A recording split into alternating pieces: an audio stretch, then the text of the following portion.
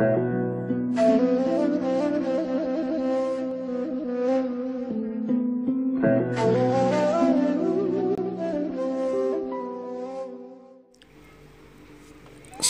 itu apa? Wali Allah itu siapa? Kekasih Allah itu bagaimana? Kita udah sering mendengar tentang hal ini. Udah banyak mendengar lah. Bahkan sampai pada tingkat kita itu bingung yang sebenarnya itu bagaimana. Banyak pendapat. Di kesempatan kali ini saya tidak ingin menambah kebingungan Anda. Dan saya juga tidak ingin berbagi cerita tentang sesuatu hal yang sudah sering Anda dengar. Sufi, menurut pendapat saya,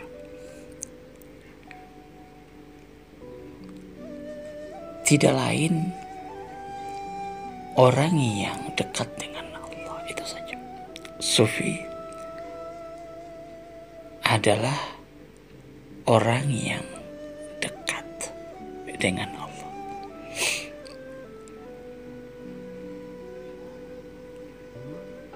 Oleh karena itu, setiap orang yang dekat dengan Allah, maka orang itu wali Allah, kekasih Allah. Itu sebuah keniscayaan. Setiap orang yang dekat dengan sesuatu, bersama-sama dengan sesuatu, menikmati kebersamaan, merindukan kebersamaan, membenci, merasa susah dengan kejauhan, maka orang itu dikatakan sebagai seorang pencinta, sebagai seorang kekasih.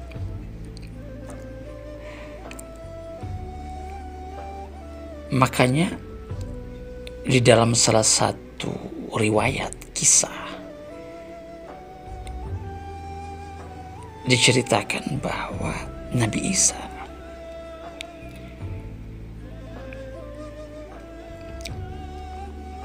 pernah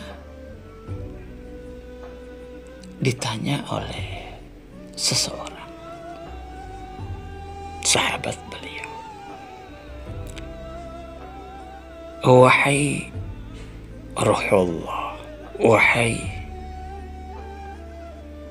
kekasih Allah, wali Allah, siapa orang yang dicintai oleh Allah? Siapa orang yang dekat dengan Allah?" Kemudian Nabi Isa memandang sahabat-sahabat beliau. Pada saat itu mereka berada di majelis. Memandang satu persatu sahabat-sahabat beliau, orang-orang yang hadir pada saat itu di majelis beliau. Ada masyarakat yang berkumpul pada saat itu juga. Pandangin. Ketika tatapan Nabi Isa tertuju kepada seseorang ini merasa bahwa mungkin dialah yang akan dikatakan oleh Nabi Isa seorang wali Allah. Inilah wali Allah tersebut. Satu persatu dipandangin oleh Nabi Isa.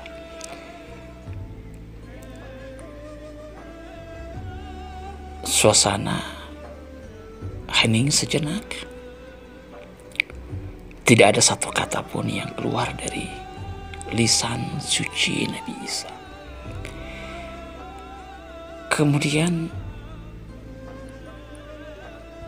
pandangan Nabi Isa menatap tajam kepada seorang anak laki-laki. Lama beliau menatap orang tersebut. Kemudian beliau berdiri mendekati anak tersebut.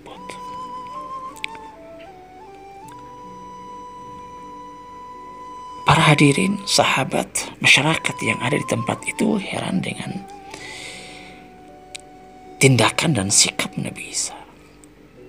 Berdiri mendekati anak kecil, kemudian beliau mengangkat anak itu dan mengatakan, kekasih Allah, seorang wali Allah, orang yang dekat dengan Allah, orang yang dicintai oleh Allah, seorang sufi, seorang mukmin sejati adalah seseorang yang seperti seorang anak, seorang bayi, seorang balita.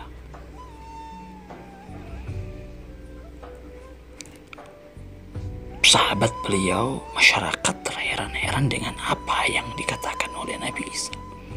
Kenapa anak kecil? Nabi Isa tidak mengatakan bahwa anak ini, tapi Nabi Isa mengatakan bahwa seorang kekasih Allah, orang yang akan bisa sampai pada derajat kekasih Allah, orang yang memiliki sifat karakter seperti seorang anak. Ini ucapannya Nabi Isa. Jadi Nabi Isa tidak ingin mengatakan kepada Anda, kepada kita semua bahwa hanya seorang anak, seorang balita yang akan bisa sampai kepada Allah. Tapi penekanan Nabi Isa, jadilah Anda seperti seorang bayi, seperti seorang anak. Apa keistimewaan sifat yang dimiliki oleh seorang bayi, oleh seorang anak kecil?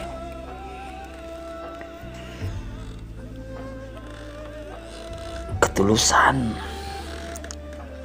kepolosan, keikhlasan. Tidak ada perhitungan tanpa pamrih berbuat. Tidak ada dendam, tidak ada amarah, tidak ada kebencian. Itulah sifat anak-anak yang ada di dalam diri mereka, di dalam jiwa mereka, adalah kesucian. Belum terkotori oleh ambisi, oleh hasrat ingin menguasai, oleh kesombongan, oleh kecintaan terhadap dunia. Itu tidak ada di dalam jiwa anak-anak. Coba Anda lihat anak kecil. Coba Anda lihat diri Anda pada saat Anda masih kecil. Anda rela untuk berbagi. Anda selalu siap untuk membantu. Tidak ada dendam, tidak ada kebencian pada saat itu. Mungkin seorang anak, Anda lihat mereka berkelahi, tapi setelah itu mereka berdamai tanpa ada dendam sama sekali. Sebab di dalam jiwa mereka tidak terdapat keegoan, keinginan untuk menang, keinginan untuk mengalahkan. Tidak ada nafsu di sana. Semuanya berjalan secara normal. Itulah sifat seorang bayi. Orang-orang seperti ini yang akan sampai kepada Allah. Anak kecil selalu merasa tidak berdaya, tidak memiliki kekuatan apapun juga. Mereka selalu bersandar kepada sesuatu. Mereka tidak bersandar kepada kekuatan mereka. Mereka tidak bersandar kepada apa yang mereka miliki. Tidak.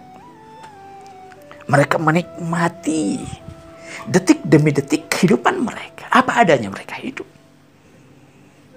Mereka tidak pernah berpikir apa yang harus saya makan besok hari. Sehingga pada saat ini apa yang saya miliki harus saya simpan. Sehingga ketika ada orang yang meminta sesuatu, kita tidak akan memberi. Karena kita selalu berpikir, apa yang akan saya pergunakan besok, setahun yang akan datang. Tapi anak kecil tidak seperti itu. Tidak punya sandaran apa-apa selain kepada Allah. Hakikat la haula wala quwata illa billah harus benar-benar terpatri hidup nyata di dalam kehidupan seorang hamba.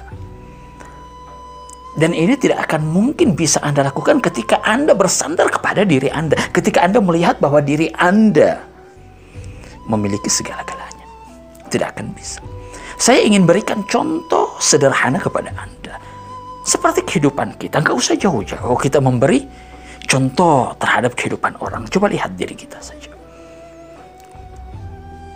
Ketika kita masih kecil, ketika kita hidup dengan orang tua kita begitu bersandar mutlak kepada mereka.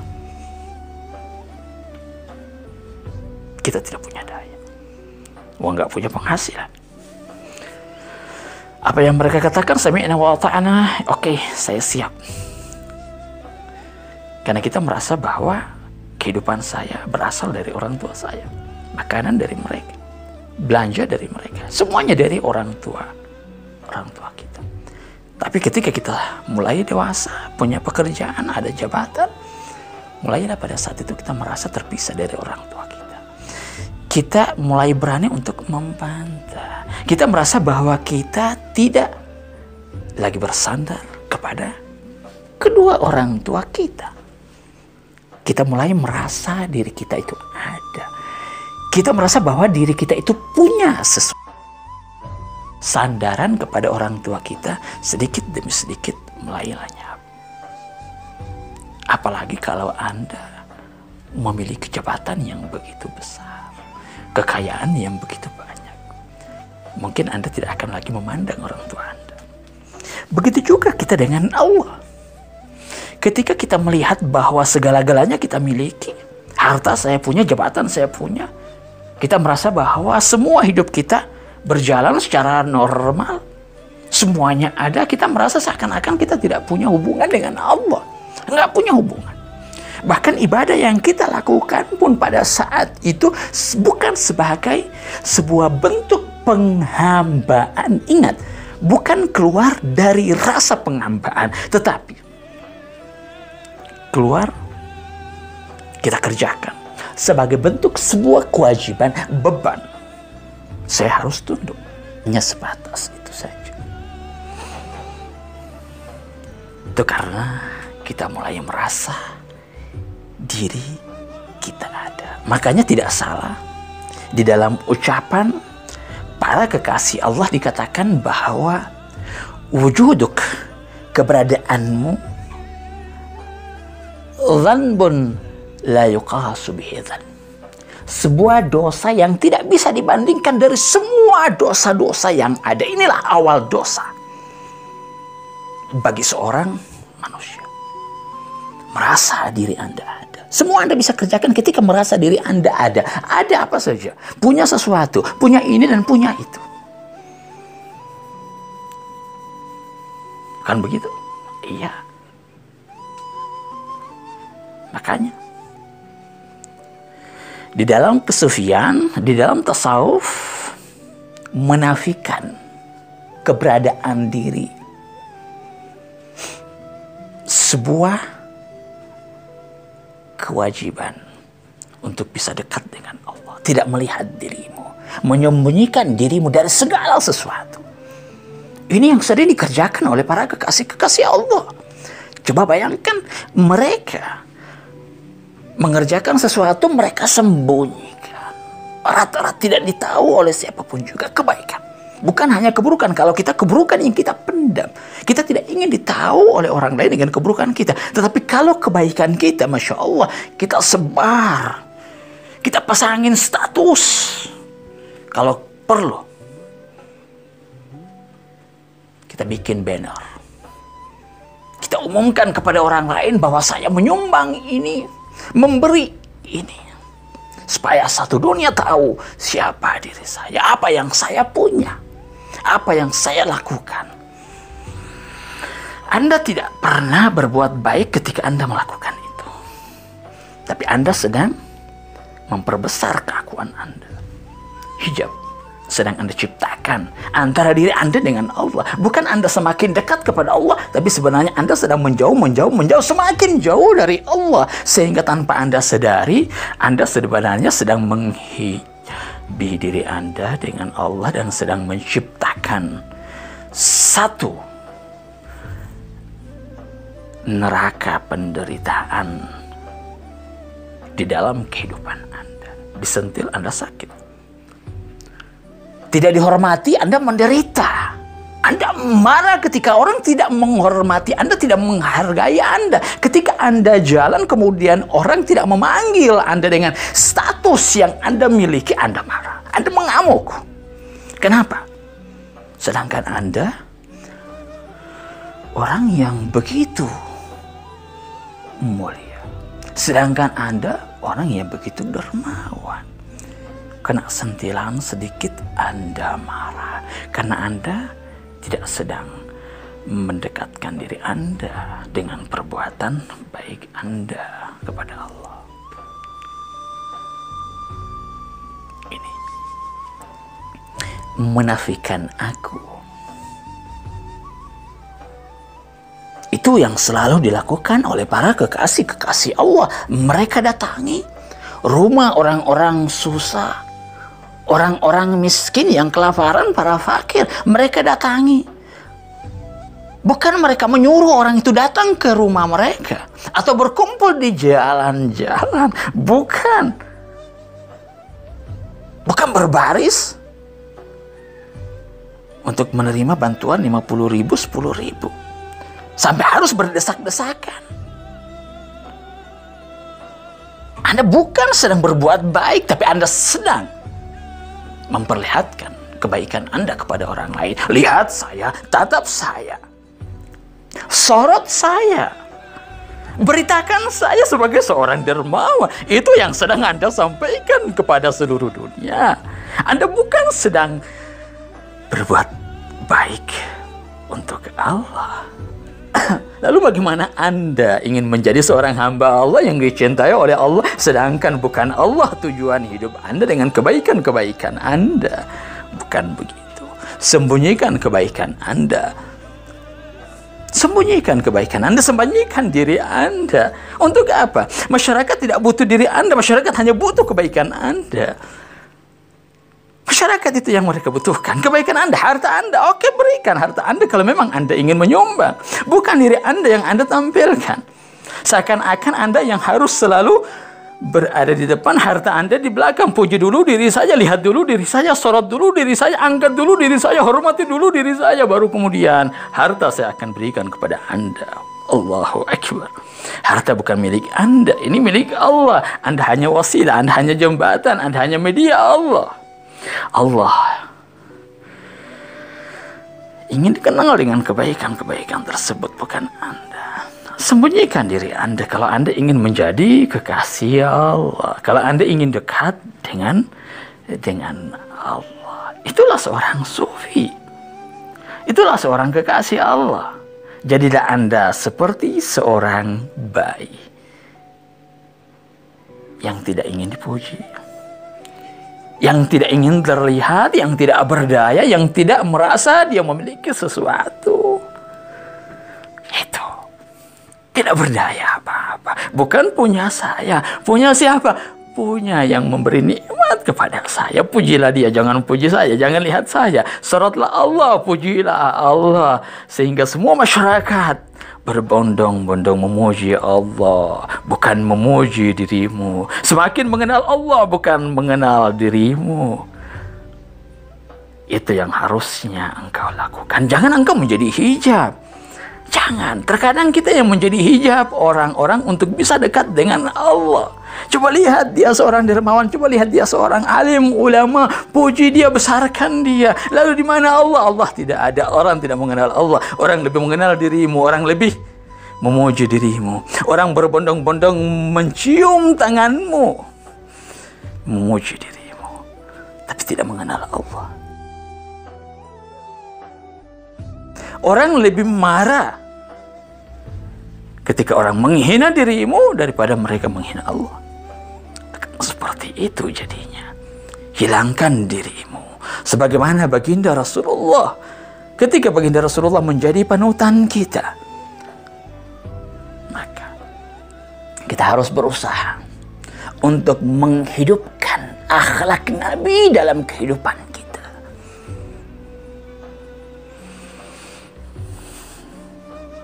Banyak yang bisa kita lakukan untuk bisa menjadi kekasih Allah. Alam dunia ini manifestasi untuk bisa menghadirkan sifat-sifat Allah dalam kehidupan ini. Hadirkan Allah. Jadikan Allah dikenal melalui tanganmu, melalui dirimu, melalui amal perbuatanmu. Inilah hakikat kesufian yang sebenarnya. Bukan hanya dengan zikir, bukan hanya dengan wirid, bukan. Oke, itu perlu memang dilakukan. Perlu. Tapi sujud, sebenarnya bagaimana menciptakan jiwa Anda, hati Anda benar-benar sujud. Mungkin Anda sujud di atas sajadah, tapi sebenarnya yang harus terjadi, Anda benar-benar sujud. Terlihat sujud, terlihat menunduk, terlihat menjadi seorang hamba yang tawadu di dalam kehidupan ini. Itu yang harusnya Anda lakukan. Anda sujud di mana? Anda sujud di atas sajadah seakan-akan Anda sedang sujud di hadapan Allah. Demikian juga ketika Anda datang kepada seorang fakir miskin, seakan-akan Anda sedang sujud di hadapan Allah. Sebagaimana seorang wali Allah, cucu dari baginda Rasulullah, Ali Zainal Abidin, yang beliau katakan bahwa mencintai fakir miskin sama dengan Anda mencintai Allah. Sebelum Anda memberi sesuatu kepada mereka, kepada orang-orang yang membutuhkan pertolongan, maka pemberian Anda tersebut, perhatian Anda, kepedulian Anda, empati Anda kepada mereka, itu terlebih dahulu menggetarkan arsy-Nya Allah. Allah tahu ada seorang hamba yang memberi karenaku. Allah tahu.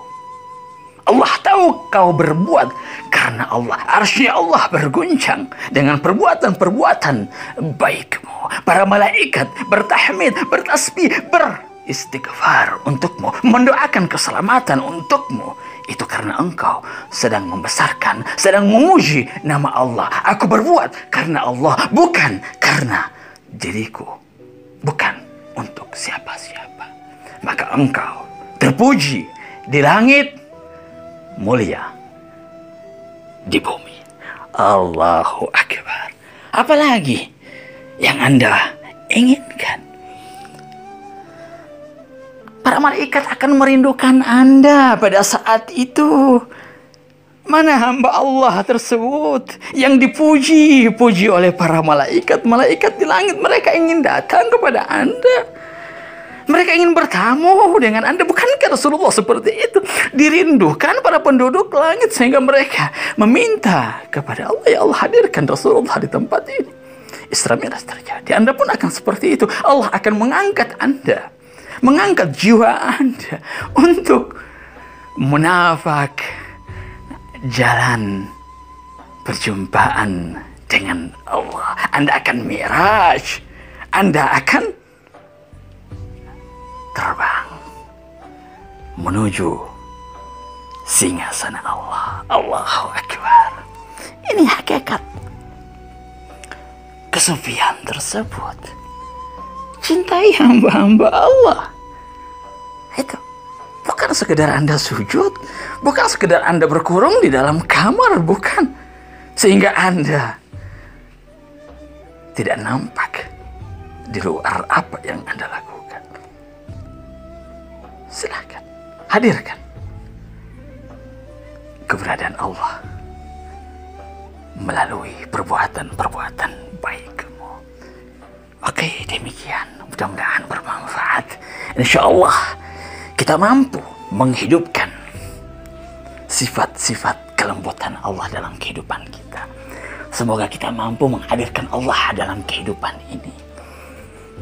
Semoga kita mampu menjadi hamba-hamba Allah yang dicintai, yang dirindukan oleh Allah, yang dirindukan oleh para penduduk langit.